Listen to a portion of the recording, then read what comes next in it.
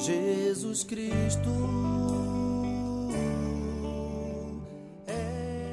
Glória a Deus. Vamos abrir lá então, capítulo 15 de Romanos. Antes a gente vai fazer uma oração. Deixa eu deixar aberto aqui. Aí. Vamos orar, irmãos? Vamos colocar de pé para a gente orar? Santo e bendito Deus, mais uma vez te damos graças, Senhor. Obrigado, Senhor, pela tua palavra. Obrigado por mais uma oportunidade desse estudo, Senhor. Entregamos nas tuas mãos, Senhor, o capítulo 15 de Romanos, a qual o nosso coração almeja aprender, Senhor. Não existe nenhum mestre entre nós, Senhor. Somos todos pequeninos servos teus, Senhor. Pequeninos alunos teus, Senhor. Que estamos assentados aos teus pés para aprender de ti, que é manso e humilde. E dessa maneira, Senhor, esperamos encontrar descanso para as nossas almas, Pai. E ensino para o nosso coração. Ajuda-nos, Senhor. Guia essa palavra, Senhor. Conduz a boca que fala. Abre os nossos ouvidos também, Senhor. Ajuda-nos, Pai, nessa hora. Eu te peço em nome de Jesus. Amém. Amém. Os irmãos podem se sentar.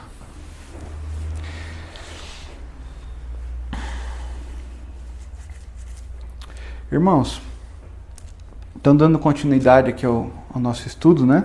Estamos quase concluindo, para a glória de Deus, o nosso estudo de Romanos. Faltam só 2 capítulos. Mas a gente não pode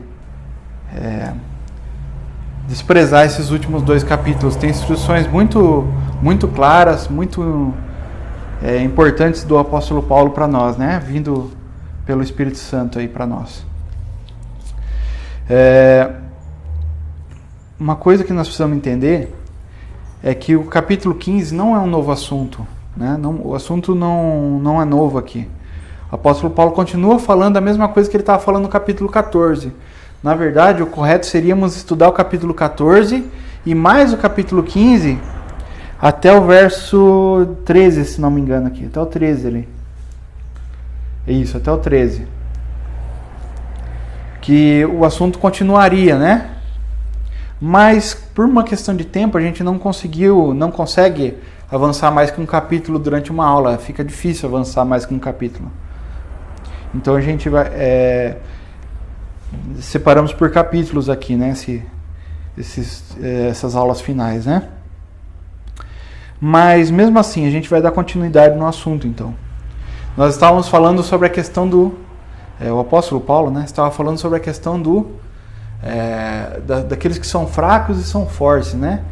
E ele nos demonstra aqui na palavra que os fracos são aqueles que precisam do legalismo para afirmar a sua fé. É algo assim, não é? Que eles estão presos em dias, em hábitos alimentares, e daí nós... Entendendo o texto aqui, nós conseguimos entender também que envolve questões de vestuário, enfim, tudo, né? De hábitos e costumes, né? Que os irmãos têm ou não têm, né? E que essas pessoas ficam presas nessas coisas terrenas, nessas coisas visíveis, né? E por isso que o apóstolo Paulo chama eles de fracos. Porque eles precisam dessas coisas visíveis para afirmar a sua fé. Enquanto que aqueles que ele chama de forte são aquelas pessoas que tem já o evangelho enraizado no seu coração, de tal modo que eles conseguem discernir o bem e o mal, né? Conseguem ter um discernimento muito melhor, né? E dessa maneira não julgam os irmãos, pelo contrário, acolhem os irmãos e conseguem dessa maneira instruir os mais novos. Dando continuidade então nesse assunto, irmãos. Esse é o contexto, tá bom? Vamos pegar aqui do verso 1 no capítulo 15. Mas nós que somos fortes devemos suportar as fraquezas dos fracos e não agradar a nós mesmos. Olha só, irmãos. Aqui no 15, se é que existe uma mudança, se a gente pode dizer que existe algo que mudou aqui no assunto, na verdade não mudou o assunto é o mesmo. Mas até o verso 23 do capítulo anterior, o apóstolo Paulo está dizendo no sentido negativo, o que nós não devemos fazer para com os irmãos, né? Nós devemos suportar os irmãos, suportar a fraqueza de alguns irmãos, né? Os que são fortes devem suportar a fraqueza dos mais fracos, né? Os que eles não devem fazer, não devem julgar, enfim. Agora aqui não. Agora aqui ele está falando para os fortes. Então os fortes, ele deve suportar a fraqueza dos irmãos e não agradar a nós mesmos. Então o que nós devemos fazer? Compreende? Agora pelo aspecto positivo. Nós falamos muito do que não deveríamos fazer. Agora o apóstolo Paulo vai falar do que devemos fazer. Compreende? O aspecto positivo agora. Não é só não fazer algo, mas tem algo a ser feito. Compreende? Não é só não fazer o mal. Olha só, irmãos, isso é importante. Não é só não fazer o mal. Jesus nos ensinou isso. Nós devemos praticar o bem. Compreende a ideia? Né? Muitos afirmavam que você não deveria... se eu não roubar, se eu não matar, se eu não adulterar, se eu não fizer dar falso testemunho, se eu não fizer mal nenhum para ninguém, está tudo certo. Mas Jesus vai além. Ele nos ensina que nós devemos não só observar a verdade, mas caminhar na verdade, caminhar na justiça, ou seja, sermos praticantes dessa justiça que nos alcançou. É isso que o Senhor Jesus nos ensina e também o apóstolo Paulo pelo Espírito Santo está nos ensinando aqui. Olha só, então nesse aspecto positivo agora, né, o verso 2 aqui. Portanto, cada um de nós agrade ao seu próximo no que é bom para edificação. Então nós devemos não só não fazer o mal, mas agradar o próximo. Ou seja, como é que eu agrado o próximo?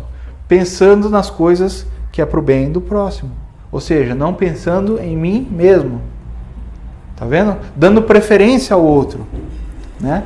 Jesus nos ensina, mais uma vez eu vou repetir aquilo que Jesus nos ensinou, que o maior no reino de Deus é aquele que serve os outros, aquele que se coloca como servo. Tá vendo? É o que o apóstolo Paulo está falando aqui, com outras palavras.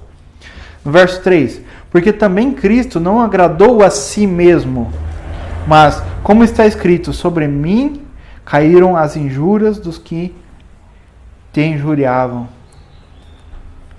Ou seja, Jesus aceitou as acusações, ele aceitou aquela situação de humilhação até.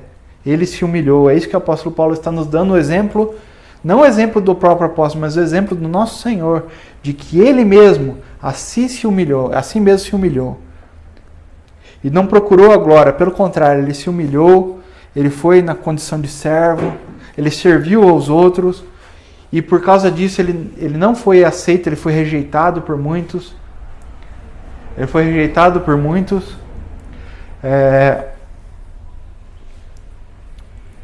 E ele está nos dando esse exemplo, que nós devemos fazer a mesma coisa. Aqueles que nos perseguem, nós não devemos revidar com o mal. E aqueles que precisam de nós devemos deixar o nosso próprio interesse para buscar o interesse do outro, buscar o bem do outro. Verso 4. Porque tudo que dantes foi escrito, para o nosso ensino foi escrito, para que, pela paciência e consolação das Escrituras, tenhamos esperança. Ou seja, tudo que foi escrito no Antigo Testamento, irmãos, tudo, para nosso ensino é que foi escrito, serve de instrução para nós hoje, né, de que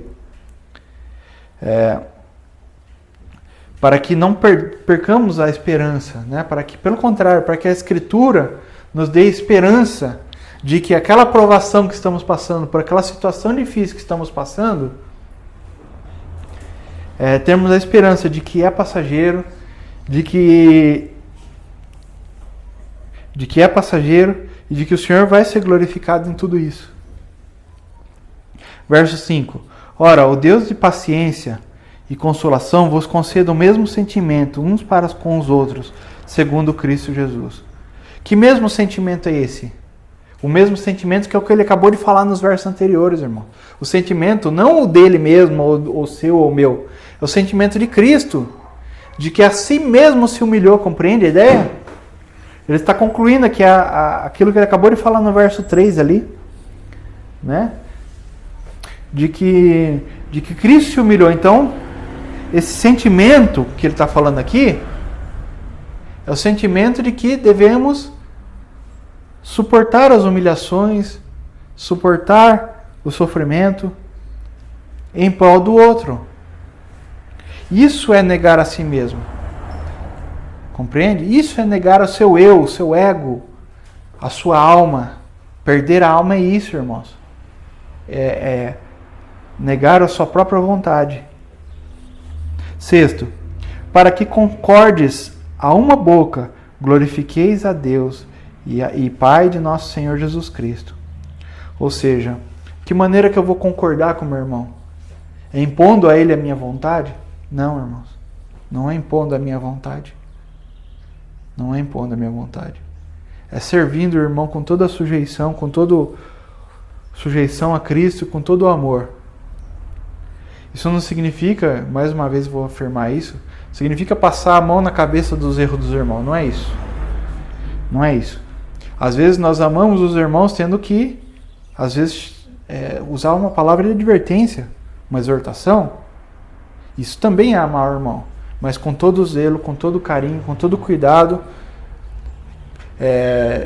entendendo que nós mesmos também podemos errar, né? Compreendendo isso, que nós também estivemos numa situação muitas vezes parecida com aquele daquele irmão, e considerando o sentimento de Cristo, que ele a si mesmo se humilhou. Verso 7. Portanto, recebei-vos uns aos outros, como também Cristo nos recebeu para a glória de Deus. Aí, tá vendo? Exemplo de Cristo. Cristo, homem perfeito, Deus e ao mesmo tempo homem perfeito, não nos rejeitou. Pelo contrário, ele nos recebeu. Ele nos recebeu. Quem somos nós para rejeitarmos os irmãos? Para rejeitarmos até mesmo aqueles que pensam diferente de nós, aqueles que têm hábitos alimentares diferentes de nós, aqueles que praticam a fé de uma maneira até diferente da nossa. Quem somos nós?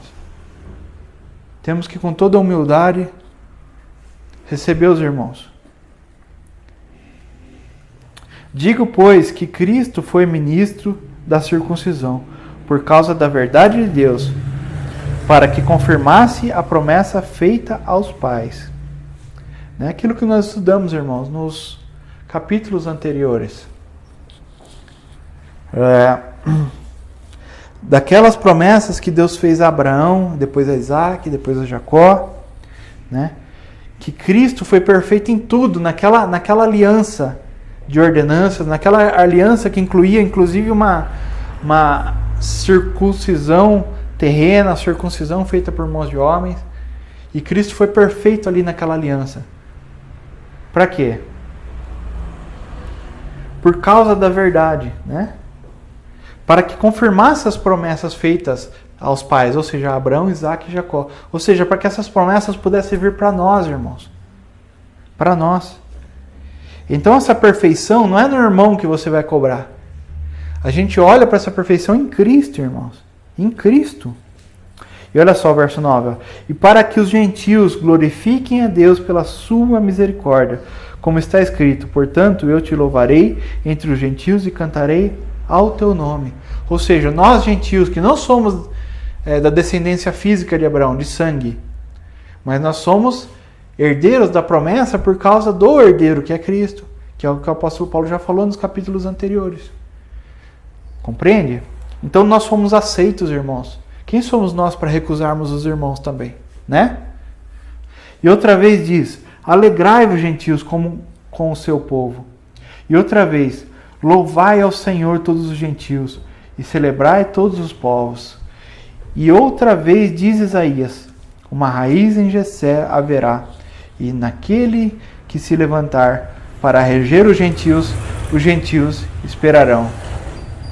Ora, o Deus de esperança vos enche em todo gozo e paz e em crença, que abundeis em esperança pela virtude do Espírito Santo. Irmãos, por que ele enfoca essa questão dos gentios ainda aqui? Né? Porque nós não podemos perder o contexto. Né? Lembra aquela história dos judeus e gentios, que os judeus estavam trazendo aquelas práticas judaizantes, né? Impondo aos gentios que fizesse circuncisão, que guardasse o sábado, que, enfim, tivesse todas aquelas ordenanças aos gentios? O apóstolo Paulo não saiu desse contexto. Mas ele, pelo contrário, ele está mostrando aqui que aqueles gentios que ele estava escrevendo, eles eram aceitos em Deus. Por causa até das promessas do Antigo Testamento. A Abraão, Isaac, Jacó, aos profetas, ele cita Isaías aqui, mostrando os profetas, mostra nos Salmos, enfim. Né? Mostrando como fomos aceitos pelo Senhor, por Jesus Cristo.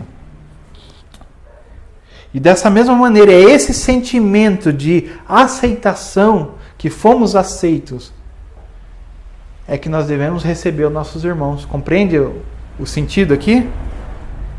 Por isso que ele fala, tenham em vocês mesmos o mesmo sentimento. Entende? Compreende? Eu próprio, meus irmãos, agora verso 14. Agora o apóstolo Paulo vai falar do ministério dele.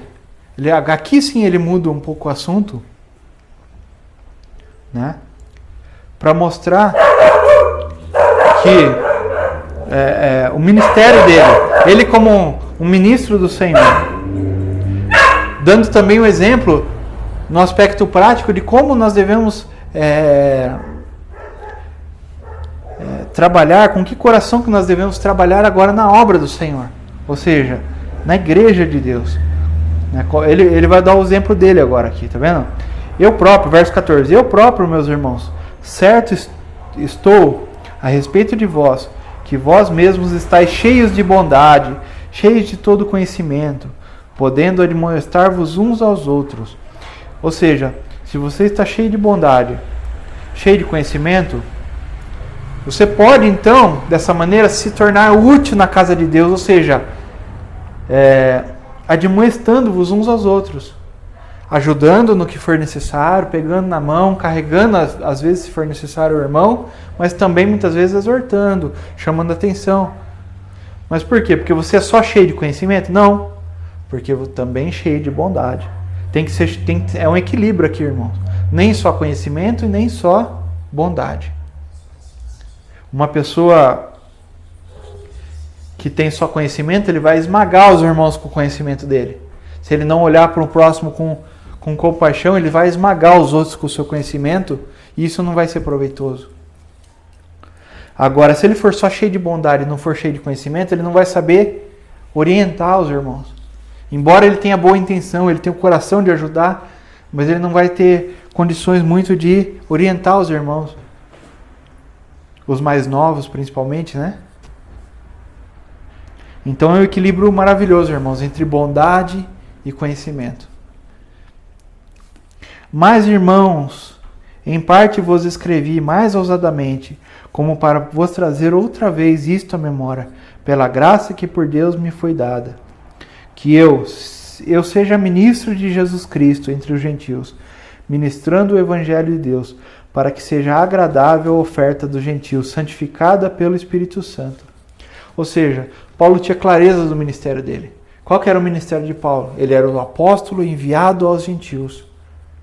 Então ele tinha essa missão apostólica. De quê? Ele explica aqui. De pegar aqueles gentios que são, né, de reunir aquele povo, né, que eram pagãos, que eram adoradores de outros deuses, enfim, de várias culturas. E pregar o evangelho e conduzi-los a um serviço sacerdotal. Ou seja, Paulo não está se exaltando aqui dizendo que ele é o sacerdote. Não, ele está chamando todos a esse sacerdócio. É responsabilidade de todos nós, irmãos. Todos nós somos sacerdotes na casa de Deus. Não existe pessoas especiais. Todos nós somos especiais, na verdade, para oferecer esse sacrifício santo ao Senhor. De que maneira que ele faz isso?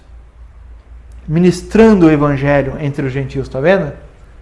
Então, na exposição do evangelho, as pessoas se rendem ao Senhor, se entregam ao Senhor, confessam os seus pecados, então elas começam a se tornar úteis ao Senhor, elas podem oferecer um serviço agradável a Deus na pregação do evangelho. Olha a importância disso, irmãos.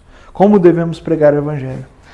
Verso 17. De sorte que tenho glória em Jesus Cristo nas coisas que pertencem a Deus. Porque não ousaria dizer coisa alguma que Cristo por mim não tenha feito, para a obediência dos gentios, por palavra, por obras. por palavra e por obras. Irmãos, olha só. Palavras e obras. Palavras, doutrina. Obras. Obras são as obras que nós fazemos ouvindo a palavra. Se você tiver só doutrina e não tiver obras, né, como ensina o Tiago, Tiago, irmão de Jesus, né, na sua epístola, ele nos ensina que de nada vale se eu só tiver fé, né? Ele fala assim que a fé sem obras é uma fé morta.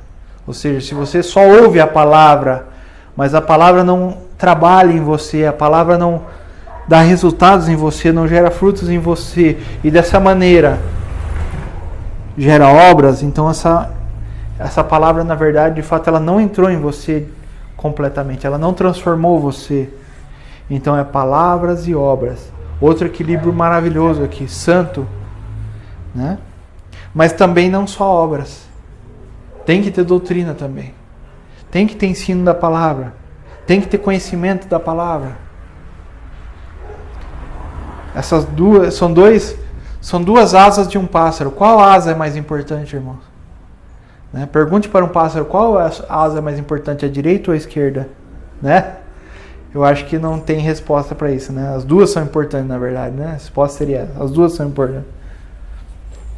Verso 19. Pelo poder dos sinais e prodígios, na virtude do Espírito de Deus. De maneira que, desde Jerusalém e arredores até o Ilírico, tenho pregado o Evangelho de Jesus Cristo. Então o Evangelho tem que ser pregado com palavra, com obras. Tá vendo aí? O que ele está dizendo aqui, irmãos, é que ele não foi só aos gentios com palavras, mas eles puderam ver no testemunho de Paulo ver a Cristo. Mas desta maneira, também, pela virtude do Espírito, o que veio também? Veio poder e sinais. Tá vendo? Pela virtude do Espírito. Ou seja, quem anda em palavra, quem anda em obras, acompanham também os sinais. Esse é outro ensinamento para nós aqui. O Espírito Santo vai confirmando através dos sinais. Aleluia. Verso 20. Verso 20. E desta maneira me esforcei por anunciar o Evangelho, não onde Cristo houvera sido nomeado, para não edificar em fundamento alheio. Ou seja, ele foi enviado para os lugares mais distantes, né? Porque os apóstolos, eles andavam em regiões ali, né? E para que o evangelho avançasse mais rápido, irmãos, para que, né, mais pessoas fossem alcançadas. Então, Paulo foi enviado para outro lugar mais longe, mais distante, onde os apóstolos ainda não tinham passado. É isso que ele está dizendo aqui. Né? Antes, como está escrito, aqueles a quem foi anunciado verão, e os que não, aqueles a quem foi anunciado o verão, e os que não ouviram o entenderão.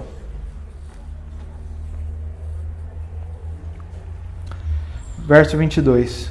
Pelo que também muitas vezes tenho sido impedido de ir ter convosco, mas agora que não tenho mais demora nesses sítios, e tendo já há muitos anos grande desejo de ir ter convosco, quando partir para a Espanha, irei ter convosco, pois espero que de passagem vos verei, e que para lá, já encaminhado por vós, depois de ter gozado um pouco da vossa companhia. Como nós vimos aqui já em toda a epístola, né, irmãos? O apóstolo Paulo ainda não conhecia a igreja de Roma. Ele conhecia alguns irmãos romanos, que ele encontrou em outros lugares, mas lá em Roma mesmo ele não tinha ido ainda. Pelo menos não como cristão. Talvez ele tenha ido em outra oportunidade antes dele se converter, né? Talvez ele conheça Roma, né? Tivesse conhecido Roma em outra oportunidade. A gente não tem certeza disso. Mas não como cristão. É que nos dá a entender aqui as palavras de Paulo. Mas agora vou a Jerusalém para ministrar aos santos. Porque pareceu bem a Macedônia e a Caia fazerem uma coleta para os pobres dentre os santos que estão em Jerusalém. Isto lhes pareceu bem, como devedores que são para com eles, porque se os gentios foram participantes dos seus bens espirituais, devem também ministrar os temporais. Ou seja, irmãos, o que ele está dizendo aqui? Ele está reconhecendo que a igreja começou em Jerusalém, né? De que o Senhor pregou primeiro,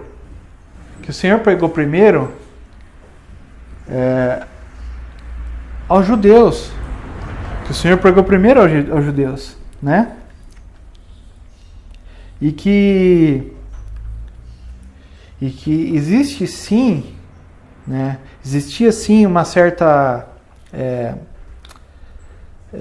vamos dizer assim, um reconhecimento, acho que é essa palavra, um reconhecimento de que muitos daqueles gentios que ouviram o evangelho foram por meio de judeus que pregaram, né? Tinha alguns judeus que estavam sim trazendo um transtorno entre os irmãos. Existia sim um grupo, uma facção que estava trazendo um transtorno ali com práticas judaizantes e tal. Mas tinha também os judeus sinceros que pregavam o evangelho. E agora o que estava acontecendo é que os irmãos que estavam em Jerusalém, na Judéia, naquela região da Judéia, estavam passando necessidades, até fome, irmãos. Estava existindo problemas ali sérios. E depois a gente sabe que logo depois disso, houve a destruição de Jerusalém. E aqueles judeus cristãos, juntamente com os outros judeus, também foram dispersados, né? Mas isso ainda não tinha acontecido. A invasão de Jerusalém ainda não tinha acontecido aqui. 28. Assim que, concluído isto, e havendo consignado este fruto, de lá, passando por vós, irei à Espanha. E bem sei que indo ter convosco, chegarei com a plenitude da bênção do Evangelho de Cristo. E rogo-vos, irmãos, por nosso Senhor Jesus Cristo e pelo amor do Espírito, que combatais comigo nas vossas orações por mim a Deus, para que seja livre dos rebeldes que estão na Judéia, e que esta administração que em Jerusalém faço seja bem aceita pelos santos. Tá vendo? Paulo também tinha consciência que ao chegar em Jerusalém, existiriam judaizantes dentro da igreja que iriam criticá-lo, queriam fazer oposição. Fora isso, ainda tinha os judeus que estavam perseguindo ele, e alguns queriam até matá-lo, né? Esses que eu estou falando que não eram da igreja daí, né? Aqueles que estavam perseguindo Paulo desde o início do ministério dele, né? Estavam em Jerusalém, né? Porque Paulo era um fariseu, né? Ele veio da linhagem dos fariseus, e daí de repente ele se converteu, então eles tinham raiva de Paulo, né? Então muitos ainda queriam perseguir Paulo. 32. A fim de que pela vontade de Deus chegue a vós com alegria e possa recriar-me convosco. E o Deus de paz seja com todos vós. Amém. A gente sabe que apóstolo Paulo chegou a Roma, né? Alguns dizem que ele chegou a Roma somente como prisioneiro, né? Que não foi bem dessa maneira que ele chegou a Roma, não de passagem à Espanha. Outros até dizem que ele foi à Espanha e depois, numa outra oportunidade, ele foi preso e foi levado a Roma, né? Mas de qualquer maneira ele chegou a Roma, né? A gente sabe, a gente vê lá no livro de Atos, por exemplo, que ele chega a Roma, né? Preso. Ele chega a Roma preso. Mas, irmãos, é essa a mensagem, né? De que nós devemos nos esforçar para nos esforçar na casa de Deus, né? Levando em consideração ou tendo o mesmo sentimento que houve em Cristo Jesus, como diz lá em Hebreus também, né? Que a si mesmo se esvaziou, que a si mesmo se humilhou, né? Não levando em conta a nossa própria vontade, mas considerando a vontade de Deus e servindo ao próximo. É dessa maneira, irmãos. Eu creio que essa é a mensagem do início do capítulo 15, né? E o apóstolo Paulo dando exemplo do próprio ministério ali, daquilo que Deus estava fazendo na vida dele. Como Cristo estava sendo exaltado na vida dele. Servindo de exemplo para nós também hoje.